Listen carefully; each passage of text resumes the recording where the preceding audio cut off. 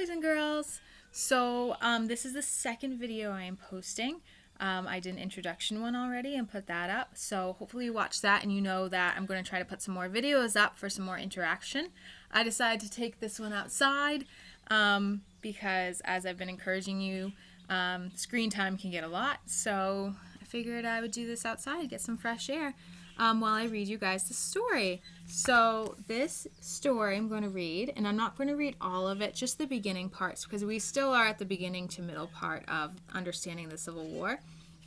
But it is called If You Lived at the Time of the Civil War.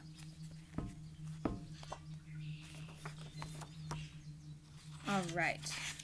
So we'll begin with the introduction. The introduction page has this picture of these two boys that are kind of playing tug of war on this rope, which is a metaphor. It represents the idea of the North and the South, and that they're tugging on these ideas that they disagree with, which is eventually going to lead a tear and break in our country. Introduction. Each day, decisions are made that touch you. Some you make, such as what you wear to school and eat for lunch. Some are made by others, such as when your mother makes a dentist appointment for you.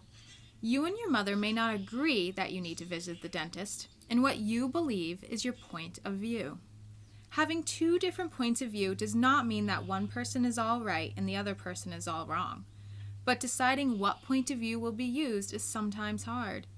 Most problems can be solved by talking and each person giving in on some things. This is called compromise. However, there are times in history when a compromise cannot easily be reached. People look at the same questions about life and their answers were different. This book is one of those times when different points of view led to a war. It was a war that divided the nation. People had to decide whether to support the North or the South. The war has been called the Brothers' War because families fought on both sides. It has also been called the Children's Crusade because children as young as 9 years old were a part of it. It touched the lives of all who lived through it, no matter what their age or where they lived. It changed life in the United States forever. It is known as the Civil War. When was the Civil War fought? The American Civil War can be measured in 5 Aprils. It began in April 1861 and ended in April 1865 when General Robert E. Lee, who led the Southern troops, surrendered. He means he gave up to General Ulysses S. Grant, the commander of the Northern Army. How did the war start? Between November 1860 and March 1861, some of the states in the South decided they did not want to be part of the United States anymore. And this is kind of, you are going to be doing your causes of the American of the American Civil War. And it's, think of a snowball and how the snowball just keeps getting larger and larger. There's a lot that is leading up to this Civil War. That eventually the South decided too much, we need to fight for what we think is right, and we're going to leave. By March 1861, some of the states in the South decided they didn't want to be part of the United States anymore. They wanted to be free to govern themselves. The newly elected president, Abraham Lincoln, did not believe the Southern states had the right to secede from or leave the Union. But South Carolina withdrew and tried to take over Fort Sumter, a United States fort in the harbor of Charleston. Since the fort was in the South, Southerners felt it belonged to them. But the Union soldiers would not leave, so Southern troops fired cannons at the fort, and this was April 12, 1861. After this attack, President Lincoln ordered Northern troops to prepare for war. Many Southern men left the Union Army and joined the Southern Army, and the Civil War began. So this is the first battle, Fort Sumter.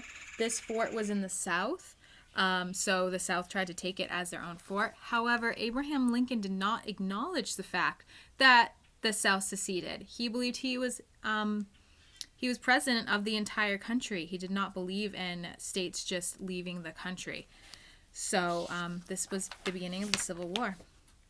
And this part we've talked about quite a bit. It's why did the Southern states want to leave the Union? Many families in the South lived on large farms called plantations, where they grew crops like cotton and rice. They needed a lot of people to work on the plantations. Ever since 1619, workers had been bought from Africa. Ships had gone across the ocean where black men, women, and children were taken against their will and sold as slaves when they arrived in America. Slaves had no rights, and they had to do what their owners told them to do. The South depended on slaves to work on their huge farms. Crops were the main business. By the 1800s, there were few slaves left in the North. Many Northerners did not believe it was right to buy and sell human beings, and industry, not farming, was important. The Southern states were afraid that the government in Washington, D.C. would take away their right to own slaves and to set up their own rules. So, as we've talked about many times, the South depended a lot on agriculture and their plantations, which were really, really large farms, to make their money. So they did not want to get rid of slavery, whereas the North did not depend on it anymore, and where many of them were behind the idea that slavery should be abolished because it's wrong to treat humans the way that slaves were treated. The South did not like the name Civil War. To them, this meant that they had done something wrong by leaving the Union. They felt they had the right to leave and set up their own governments. Southerners used many names for this war instead of Civil War. The war between states was heard most often. Which states left the Union? Oh, and here's the picture. 11 states left the United States to form a confederacy, a group of states that work together but allows each state to keep its own laws. There were no laws that all states must follow. South Carolina was the first, followed by Alabama, Florida, Texas, Georgia, Louisiana, and Mississippi. After the takeover of Fort Sumter, 4 more states, Arkansas, North Carolina, Virginia, and Tennessee, joined the new nation. Altogether, they were called the Confederate States of America. There were 9 million people in these states, and 3 million of them were slaves. Which states stayed in the Union? If you lived in Maine, New Hampshire, Vermont, Massachusetts, Rhode Island, Connecticut, New York, New Jersey, Pennsylvania, Ohio, Delaware, Indiana, Illinois, Michigan, Wisconsin, Minnesota, Ohio, or Kansas, you lived in a state that stayed in the Union. The border states of Missouri, Maryland, and Kentucky also stayed in the Union, but many residents sided with the South. So an interesting point that there were border states that were in between that were still part of the Union, still controlled by Abraham Lincoln. However, they still had slaves and sided with the ideas of the South. The western part of Virginia felt strong ties to the North and broke away and became the state of West Virginia. California and Oregon remained loyal to the North. So the states on the west were considered part of the Union as well. There were 22 million people in these states, including a few slaves. There were many people who were new to America. They have left Europe to find a new life. So here is a picture of the division of the North and the South. And you can see here that we've got the North. All these red states up here, which I named, were much more states than the South. However, it's almost an equal division of land because the southern states were so large. And these green states over here were unclaimed territory at this time. Throughout the Civil War, as you'll read in the Compromise and the Kansas-Nebraska Act, we were gaining territories still, and it was a big deal whether these territories would come in as being slave states or free states. Free states meaning there would not be slavery allowed. And this was a big contention between the North and the South as well.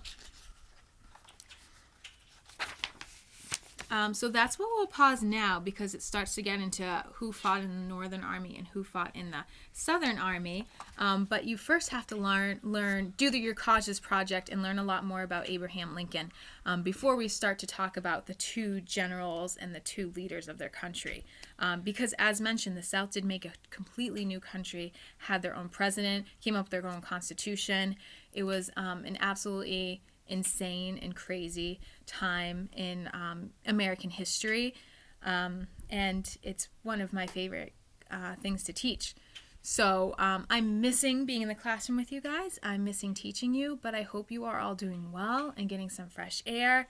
And hopefully I'll post another video soon where I'll pick up where we left, because I enjoy reading to you guys.